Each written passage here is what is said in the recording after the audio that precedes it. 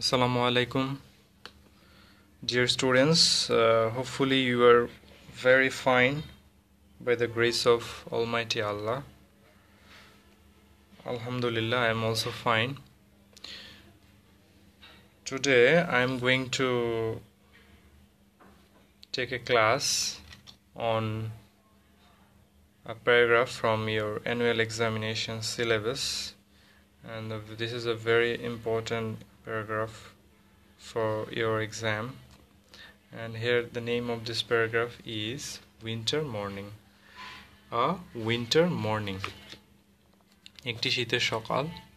এটা সম্পর্কে আজকে আমরা একটা প্যারাগ্রাফ বা একটা অনুচ্ছেদ পড়ব।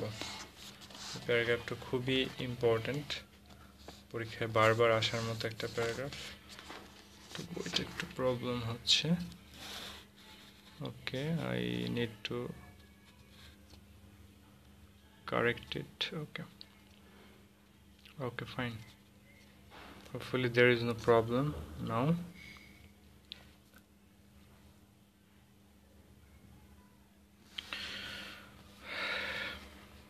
Here, see, there are some questions. If you read the questions, then it will be easier for you, because you will get some clue, and from the clues you can be able to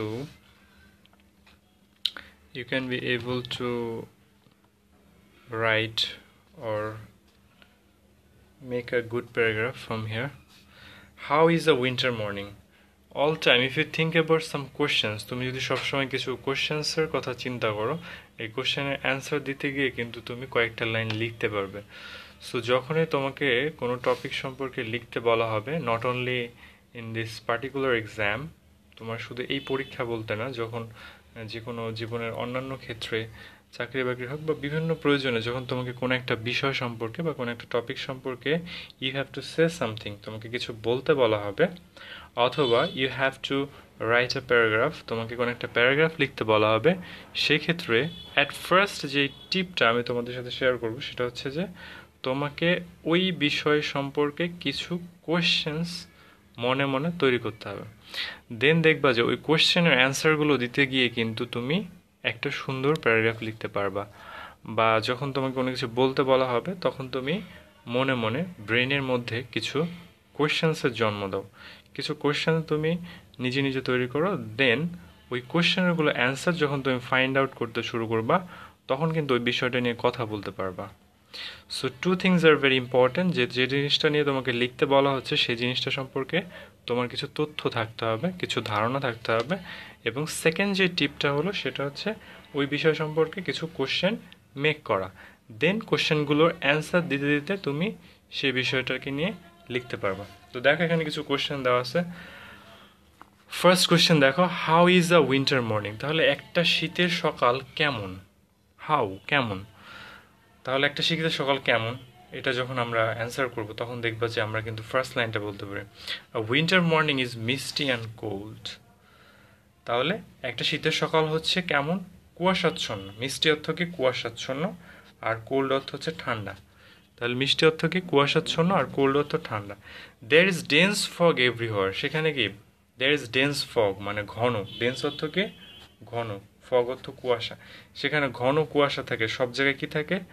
ঘন কুয়াশা থাকে। তারপর দেখো, sometimes, মাঝে মাঝে, the fog is so dense, কুয়াশা এতই ঘন হয়, দ্যাট দ্য সান রেইজ, সূর্য রশ্মি, সান রেইজ অর্থ কি? সূর্য রশ্মি, can not get through it, এটার মধ্য দিয়ে কিন্তু সূর্য রশ্মি আর দেখাই যায় না।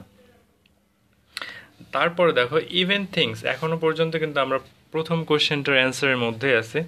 Even things at a little distance, একদম অল্প দূরত্বের যে জিনিসগুলো রয়েছে, ঠিক খুব বেশি দূরে নয়, অল্প দূরত্বের যে জিনিসগুলো রয়েছে, ক্যান হার্ডলি বি সিন, দেখা যায় না বললেই চলে। হার্ডলি কিন্তু একটা নেগেটিভ ওয়ার্ড দেয়।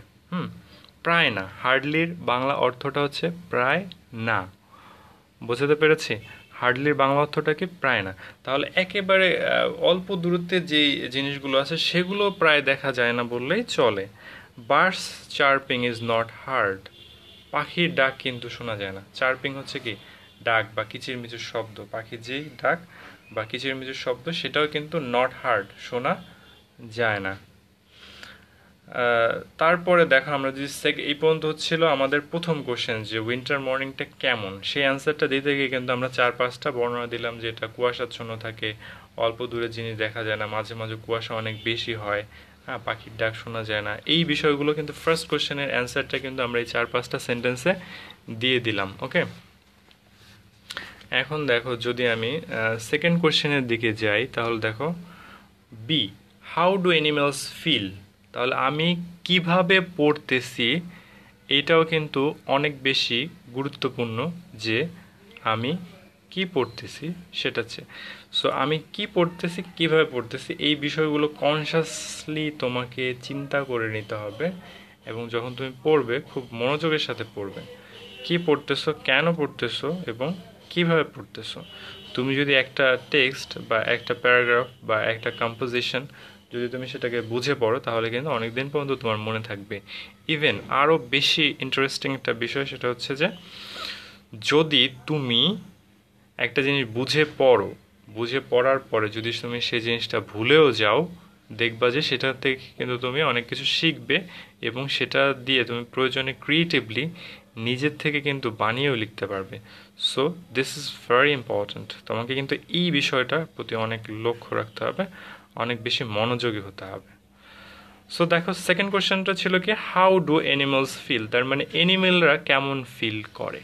এই কোশ্চেনের অ্যান্সারটা দেখো আমরা এখান থেকে পাচ্ছি, the cow and other animals, গরু এবং অন্যান্য প্রাণীরা ক্যান নট কাম আউট, তারা কিন্তু বাইরে বের হতে পারে না, but it is not so every morning, কিন্তু এটা সব সব সকালবেলায় কিন্তু এরকম হয় না, কিছু কিছু সকালবেলায় বেশি কুয়াশা থাকে, কিছু কিছু সকালবেলায় কম কুয়াশা থাকে। ডিউ ড্রপস, ডিউ ড্রপস মানে কি, ডিউ দেখবা যে ওখানে কিছু কি পড়ে, এটা হচ্ছে কুয়াশা।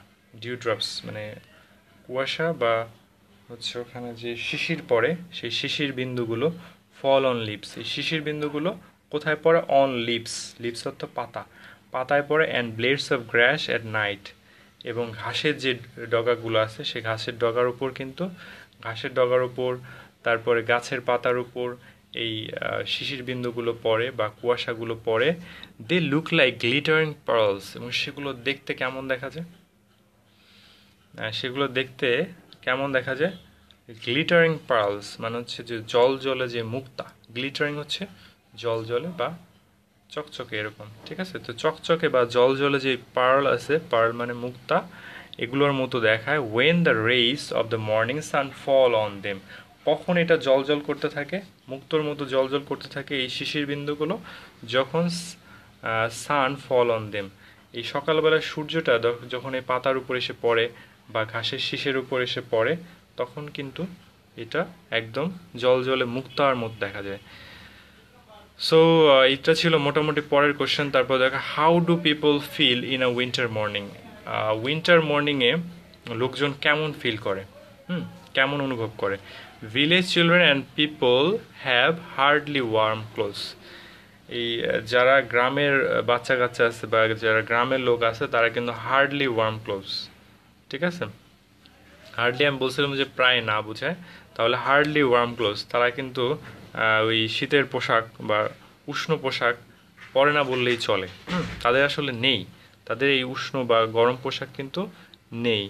দে গ্যাদার স্ট্র, তারা কি করে, যেহেতু তাদের মানে শীতের যে পোশাক, যেটা শীতের জন্য একটু মোটা কাপড় বা উলের পোশাক, এগুলো কিন্তু খুব বেশি তাদের থাকে না, তখন তারা কি করে, গ্যাদার মানে সংগ্রহ করে, স্ট্র, স্ট্র হচ্ছে কুটা, খড়কুটা, ঠিক আছে, অ্যান্ড ড্রাই লিভস, এবং শুকনা পাতা সংগ্রহ করে, টু মেক ফায়ার, আগুন জ্বালাতে, টু ওয়ার্ম দেমসেলফ, এবং নিজেদেরকে তারা উষ্ণ রাখতে, ওয়ার্ম মানে হচ্ছে উষ্ণ, তো নিজেদেরকে উষ্ণ রাখতে তারা কি করে, দে গ্যাদার স্ট্র, তার স্ট্র মানে কুটা সংগ্রহ করে, and dry leaves to make fire to warm themselves. The old and the poor bask in the sun, bask in the সান অর্থ হচ্ছে রোদ পোহানো। আমি আরেকবার বলি, বাস্ক ইন দ্য সান অর্থ কি, রোদ পোহানো। ওকে, বোঝা গেল, বাস্ক ইন দ্য সান হচ্ছে রোদ পোহানো। In order to warm themselves, তারা নিজেদেরকে ওয়ার্ম রাখার জন্য, নিজেদেরকে উষ্ণ রাখার জন্য তারা রোদ পোহায়। রোদ পোহায় কীভাবে, যখন সূর্য ওঠে ওই সূর্যের আলোতে গিয়ে বসে থাকে, এটাকে বলা হচ্ছে one kind of bask in the sun rays বা হচ্ছে রোদ পোহানো। পিপল ইন জেনারেল, সাধারণত লোকজন and children get up late, তারা কি করে, দেরি করে ঘুম থেকে ওঠে। গেট আপ লেট অর্থ হচ্ছে দেরি করে ঘুম থেকে এটা। So everyone is busy in taking breakfast, তাই সবাই কি নিয়ে ব্যস্ত থাকে, সকালে নাস্তা করা নিয়ে ব্যস্ত থাকে, ড্রেসিং, তারপর হচ্ছে পোশাক পরা নিয়ে ব্যস্ত থাকে, and getting ready for going to their respective places, তাদের নিজ নিজ স্থানে যাওয়ার জন্য যে রেডি হওয়া বা প্রস্তুতি নেয়া, সেগুলো নিয়েই কিন্তু তারা সকালবেলা ব্যস্ত থাকে। এই ব্যস্ত থাকার একটা বেশি ব্যস্ত থাকে এই কারণে যে যখন তারা লেট করে ঘুম থেকে ওঠে তখন কিন্তু তাদের হাতে পর্যাপ্ত সময় থাকে না। দ্যাটস ওয়াই কি করে, everyone is busy in taking breakfast, dressing and getting ready for going to their respective places.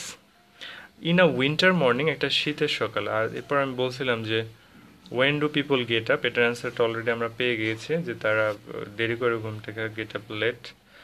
Number last question দেখো, what kinds of food do people eat. এই শীতকাল হচ্ছে একটা পিঠা খাওয়ার সিজন। শীতকালটা হচ্ছে কি পিঠা খাওয়ার সিজন, বিকজ শীতকালে আমাদের দিস ইজ আওয়ার কালচার, এটা আমাদের ঐতিহ্য বলতে পারো যে শীতকালে প্রচুর পরিমাণে পিঠা তৈরি হয়, বিশেষ করে গ্রামাঞ্চলগুলোতে, এবং শহরাঞ্চলের মানুষরাও শীতকালে পিঠা খায়। ডোন্ট নো যে আসলে শীতকালে পিঠা কেন এত বেশি খায়। হোপফুলি শীতকালে আসলে খাবার দাবার অনেক মজা লাগে, ঠিক আছে। So it can be the reason, এটা একটা রিজন হতে পারে। ইন আ উইন্টার মর্নিং, শীতের সকালে, ওয়ান ক্যান এনজয় ডেলিশিয়াস, মানে সুস্বাদু, ডেলিশিয়াস অর্থ কি সুস্বাদু, মানে খুব yummy, delicious and sweet cakes, এবং মিষ্টি পিঠা, পায়েস। তারপরে আরেকটা খুব মজার একটা জিনিস, সেটা আমারও খুব পছন্দ, সেটা হচ্ছে ডেট জুস। তারা কি খায়, খেজুর রস খায়, অ্যান্ড মেনি আদার থিংস, এবং অন্যান্য আরও অনেক জিনিস বা অন্যান্য আরও অনেক কিছু তারা খেয়ে থাকে। কখন, উইন্টার মর্নিং, শীতের সকালে, ঠিক আছে। স্পেশালি যারা শীতকালের যে শীতের ছুটি বা উইন্টার ভ্যাকেশনে যখন আমরা ছোটোবেলায় যখন গ্রামে যেতাম, তখন প্রচুর পরিমাণে পিঠা, পায়েস, খেজুর রস এগুলো খেতাম। তো দেখো, এটা খুবই মজার একটা বিষয়। The scene of the winter morning, এই উইন্টার মর্নিংয়ের যে সিনটা, শীতের সকালের যে সিনটা বা দৃশ্যটা, সিন অর্থ কি দৃশ্য, ভ্যানিশেস, এটা আস্তে আস্তে কি হয়, মিলিয়ে যায় বা চলে যায়, বিলুপ্ত হয়ে যায় বা ভ্যানিশ হয়ে যায় অ্যাজ দ্য ডে অ্যাডভান্সেস, অর্থাৎ দিনটা যখন কি হতে থাকে, দিনটা এগিয়ে যায়। দিনটা এগিয়ে যাওয়ার সাথে সাথে কিন্তু এই শীতের যেই সিনটা, দৃশ্যটা, অর্থাৎ কুয়াশাচ্ছন্ন একটা একটা ওয়েদার বা একটা দৃশ্য যেটা দেখা যায় অনেক বেশি মিষ্টি, হ্যাঁ, সেটা আস্তে আস্তে কী হয়, কেটে যায়। দ্য সান গোজ আপ, সূর্য ওঠে, অ্যান্ড দ্য ফগ মেলস, যখন সূর্য উঠতে থাকে উপরের দিকে, উঠতে থাকে, আস্তে আস্তে উপরে যায়, তখন কিন্তু যে ফগ থাকে, যে কুয়াশা থাকে, সেগুলো কিন্তু আস্তে আস্তে গলে যায়, গলে একদম মিলিয়ে যায়। আর winter morning is enjoyable in many respects, তাহলে একটা উইন্টার মর্নিং কি ইজ এনজয়েবল, অনেক বেশি উপভোগ্য, ইন মেনি রেসপেক্টস, বিভিন্ন কারণে। ইন মেনি রেসপেক্টস অর্থ কি বিভিন্ন কারণে। So it was the paragraph, এটা খুবই সুন্দর একটা প্যারাগ্রাফ। এইভাবে যদি আমরা প্রত্যেকটা লাইন বাই লাইন একটু বুঝে এক দুইবার করে পড়ে নিতে পারি, তারপর কিন্তু এটা আমাদের শেখা খুবই সহজ হয়ে যাবে। সো লাস্ট অফ অল আমি যেটা বলতে চাই, তোমরা যখন এই প্যারাগ্রাফগুলো পড়বা, উপরের কোশ্চেনগুলোর সাথে মিলিয়ে মিলিয়ে আমি যেভাবে দেখালাম ওইভাবে যদি পড়ো, তাহলে কিন্তু তোমাকে খুব বেশি কষ্ট করতে হবে না, দ্রুতই শেখা হয়ে যাবে, এবং it will be longer lasting, এটা কিন্তু অনেক দিন পর্যন্ত লাস্টিং করবে। এবং পড়া শেষে অবশ্যই অবশ্যই তোমরা এই প্যারাগ্রাফগুলো এক দুইবার অবশ্যই খাতায় লিখবে। প্রয়োজনে প্রথমবার তুমি একটু দেখে লিখতে পারো, পরবর্তীতে যখন তোমার শেখা হয়ে যাবে তখন তুমি মেমোরাইজ করে খাতায় লেখার চেষ্টা করবে। এবং আরেকটু ভালো হয় যদি তুমি নিজের থেকে দু এক লাইন ক্রিয়েটিভলি বানিয়ে লিখতে চাও, সেটাও তুমি করতে পারো, বা অন্য কোনো বই থেকে হেল্প নিতে পারো। আমি বলছি না যে তোমার এই বই থেকেই পড়তে হবে, বিকজ সবাই যদি তোমরা একটা বই থেকে পড়ো, তাহলে এক্সেপশনাল কোনো লেখা থাকবে না। সো তুমি নিজের থেকে আরও দু এক লাইন বানিয়ে লিখতে পারো, দেন হচ্ছে অন্য কোনো বই থেকে হেল্প নিয়ে তুমি আরও দু একটা লাইন এখানে অ্যাড করতে পারো, বা দু একটা লাইন তুমি চাইলে বাদ দিয়ে দিতেও পারো, ঠিক আছে। এখানে কিন্তু তোমার কোনো বাধ্যবাধকতা নেই, এটা হচ্ছে creative writing, free hand writing. তুমি সবসময় সুন্দরভাবে এটাকে ক্রিয়েটিভলি লেখার চেষ্টা করবে। যদি তোমার লেখাটা একটু আলাদা হয়, এক্সামিনার কিন্তু ফিল করবে যে you are someone exceptional. so you can get good marks. এটা কিন্তু একটা টিপ. ওকে, so take care. Allah Hafiz from the class. Hopefully see you in the next class.